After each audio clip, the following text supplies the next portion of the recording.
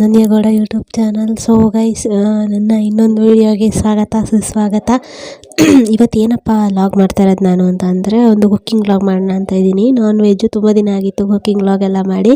So ಅದಕ್ಕೆ ಇವತ್ತು ನಾನ್ ವೆಜ್ಜಲ್ಲಿ ಚಿಕನ್ ಪೆಪ್ಪರ್ ಹೇಗೆ ಮಾಡೋದು ಅನ್ನೋದನ್ನು ತೋರಿಸ್ಕೊಡ್ತೀನಿ ಈ ವಿಡಿಯೋದಲ್ಲಿ. ಇನ್ನು ಯಾರ್ಯಾರು ನನ್ನ ಚಾನಲ್ನ ಸಬ್ಸ್ಕ್ರೈಬ್ ಮಾಡ್ಕೊಂಡಿರೋ ದಯವಿಟ್ಟು ಸಬ್ಸ್ಕ್ರೈಬ್ ಮಾಡ್ಕೊಳ್ಳಿ. ಬ್ಯಾಕ್ ಟು ಬ್ಯಾಕ್ ವೀಡಿಯೋಸ್ ಬರ್ತಾ ಇರುತ್ತೆ ಇನ್ಮೇಲೆ. ಸೊ ಗೈಸ್, ಬನ್ನಿ ಹೇಗೆ ಮಾಡೋದು ಅಂತ ತೋರಿಸ್ತೀನಿ ನಿಮಗೂ. ನಾನಿವಾಗ ತೊಗೊಂಡಿರೋದು 2 ಸ್ಪೂನ್ ಕಾಳು ಮೆಣಸು, 2 ಸ್ಪೂನ್ ಜೀರಿಗೆ, 2 ಸ್ಪೂನ್ ಸೋಂಪು ಕಾಳು ತೊಗೊಂಡಿದ್ದೀನಿ. ಇಲ್ಲಿ ಒಂದು 4-5 ಮೆಣಸಿನ್ಕಾಯಿ, ಆಮೇಲೆ ಕೊತ್ತಂಬರಿ, ಪುದೀನ ತೊಗೊಂಡಿದ್ದೀನಿ. ನಿಮಗೆ ಖಾರ ಎಷ್ಟು ಬೇಕೋ ಅಷ್ಟು ನೀವು ಯೂಸ್ ಮಾಡ್ಕೊಳ್ಬೋದು. ಮೆಣಸಿನ್ಕಾಯಿ ಹಾಕ್ಕೋಬೋದು ನಿಮಗೆ.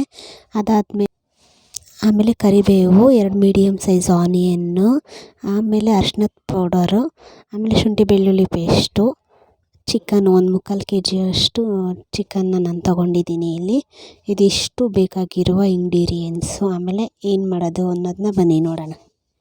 ಈಗ ಸ್ಟವ್ ಮೇಲೆ ಒಂದು ಫ್ಯಾನ್ನ ಇಟ್ಕೊಂಡು ಜೀರಿಗೆ ಮತ್ತು ಸೋಂಪು ಕಾಳು ಆ್ಯಂಡ್ ಪೆಪ್ಪರ್ನ ಇವಾಗ ಹುರ್ಕೋಬೇಕು. ನಾವು ಸ್ವಲ್ಪ ಫ್ರೈ ಹುರ್ಕೊಂಡು ನೋಡಿ, ಈ ರೀತಿ ಸ್ವಲ್ಪ ಅದನ್ನು ಹುರ್ಕೋಬೇಕು. ಇದನ್ನು ಹುರ್ಕೊಂಡು ಆಮೇಲೆ ಪೌಡರ್ ಮಾಡ್ಕೊಬೇಕು.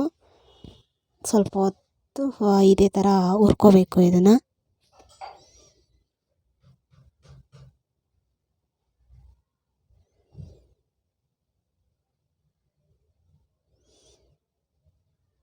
ಹುರ್ಕೊಂಡು ಇವಾಗ ಇದನ್ನು ಮಿಕ್ಸಿಗೆ ಜಾರಿಗೆ ಹಾಕ್ಕೊಂಡು ಸ್ವಲ್ಪ ಪೌಡರ್ ಮಾಡ್ಕೊಬೇಕು.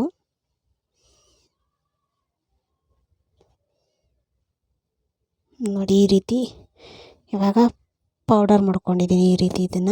ಈ ರೀತಿ ಪೌಡರ್ ಮಾಡ್ಕೊಂಡ್ಬಿಟ್ಟು ಅದನ್ನು ಸ್ವಲ್ಪ ಹೊತ್ತು ಬಿಸಿ ಮಾಡಿಕೊಂಡು ಈ ರೀತಿ ಪೌಡರ್ ಮಾಡ್ಕೋಬೇಕು.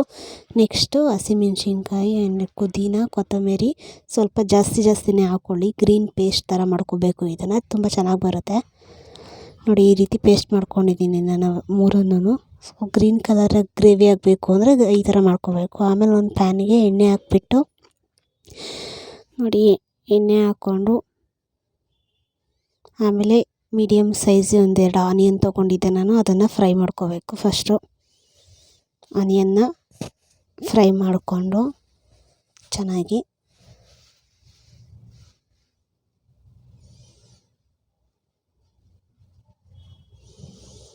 ಅದರದ್ದು ಹಸಿ ವಾಸನೆ ಹೋಗೋವರೆಗೂ ಸ್ವಲ್ಪ ಹೊತ್ತು ಫ್ರೈ ಮಾಡ್ಕೊಬೇಕು.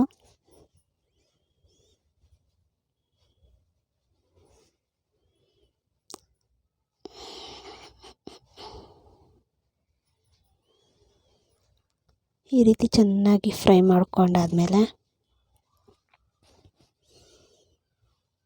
ಇದಕ್ಕೆ ಸ್ವಲ್ಪ ನೋಡಿ, ಈ ರೀತಿ ಫ್ರೈ ಆದಮೇಲೆ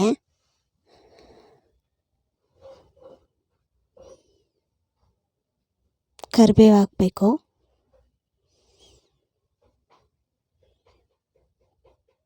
ಕರಿಬೇವು ಹಾಕಿದ್ಮೇಲೆ ಶುಂಠಿ ಬೆಳ್ಳುಳ್ಳಿ ಪೇಸ್ಟು 2 ಸ್ಪೂನು,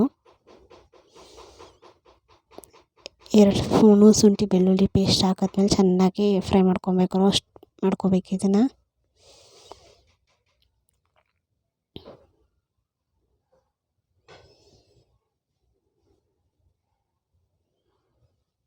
ಈ ರೀತಿ ಚೆನ್ನಾಗಿ ರೋಸ್ಟ್ ಮಾಡಿಕೊಂಡು ಆಮೇಲೆ ಸ್ವಲ್ಪ ಅರಿಶಿನದ ಪುಡಿ ಹಾಕ್ಕೋಬೇಕು.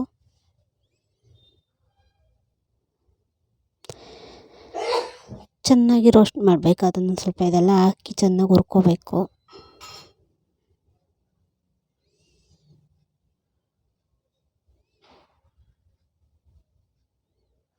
ಆಮೇಲೆ ಸ್ವಲ್ಪ ಸಾಲ್ಟ್ ಹಾಕ್ಕೋಬೇಕು. ಸಾಲ್ಟ್ ಹಾಕ್ಕೊಂಡು ಫ್ರೈ ಮಾಡಿಕೊಂಡು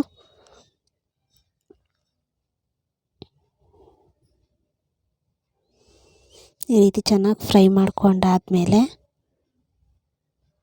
ನೋಡಿ, ಈ ರೀತಿ ಆಗಬೇಕು. ಈ ರೀತಿ ಆದರೆ ಮಾತ್ರ ಚೆನ್ನಾಗಿ ಬರುತ್ತೆ ಚಿಕನ್ ಪೆಪ್ಪರು.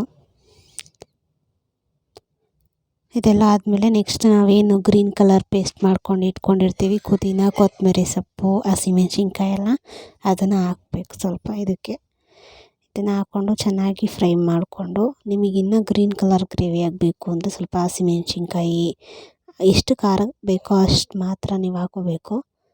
ಖಾರ ನಿಮಗೆ ಎಷ್ಟು ಬೇಕೋ ಅಷ್ಟು. ನಾನೊಂದು 4-5 ಮೆಣಸಿನ್ಕಾಯಿ ಹಾಕ್ಕೊಂಡಿದ್ದೆ.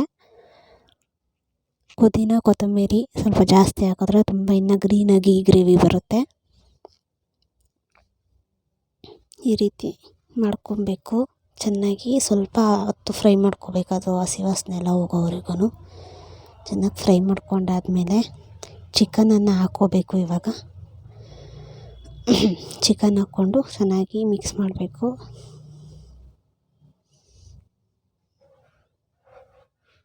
ತುಂಬ ಚೆನ್ನಾಗಿ ಬರುತ್ತೆ. ಈ ರೀತಿ ಚೆನ್ನಾಗಿ ಚಿಕನ್ ಹಾಕಿ ಬೇಯಿಸ್ಕೋಬೇಕು.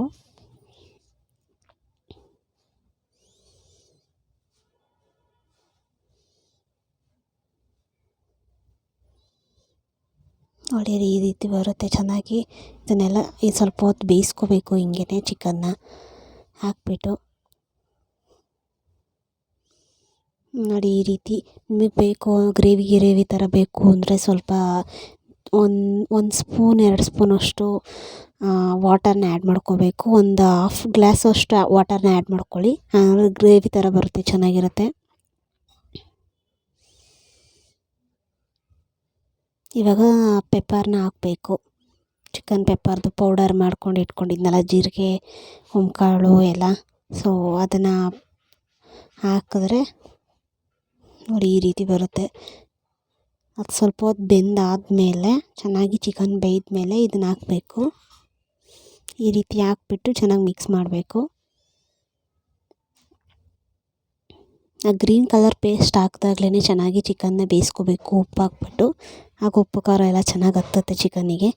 ನೋಡಿ ಈ ರೀತಿ ಆಗಿದೆ. ಪೆಪ್ಪರ್ ಹಾಕಿದ್ಮೇಲೆ ಕಾಳು ಜೀರಿಗೆ ಪೆಪ್ಪರ್ ಅದೆಲ್ಲ ಪೌಡರ್ ಮಾಡ್ಕೊಂಡಿದ್ನಲ್ಲ, ಇದು ಹಾಕಿದ್ಮೇಲೆ ಈ ರೀತಿ ಆಗುತ್ತೆ. ಅದ್ರ ಮೇಲೆ ನೆಕ್ಸ್ಟು ಪುದೀನ ಕೊತ್ತಂಬರಿ ಹಾಕ್ಬಿಟ್ಟು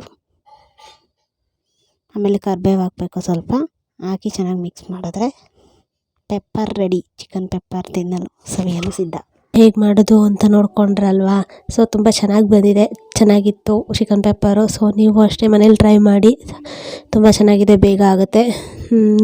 ಈ ವಿಡಿಯೋನ ನಾನು ಇಲ್ಲಿಗೆ ಎಂಡ್ ಮಾಡ್ತಾಯಿದ್ದೀನಿ. ಈ ವಿಡಿಯೋ ನಿಮಗೆ ಇಷ್ಟ ಆಗಿದರೆ ಲೈಕ್, ಶೇರ್, ಕಮೆಂಟ್ ಹಾಗೂ ಸಬ್ಸ್ಕ್ರೈಬ್ ಮಾಡಿ. ನನ್ನ ಚಾನಲ್ನ ದಯವಿಟ್ಟು ಸಬ್ಸ್ಕ್ರೈಬ್ ಮಾಡ್ಕೊಳ್ಳಿ, ಪ್ಲೀಸ್ ಸಪೋರ್ಟ್ ಮಾಡಿ. ಇದೇ ರೀತಿ ವೀಡಿಯೋಸ್ನ ವಾಚ್ ಮಾಡ್ತಾಯಿರಿ. Thank you.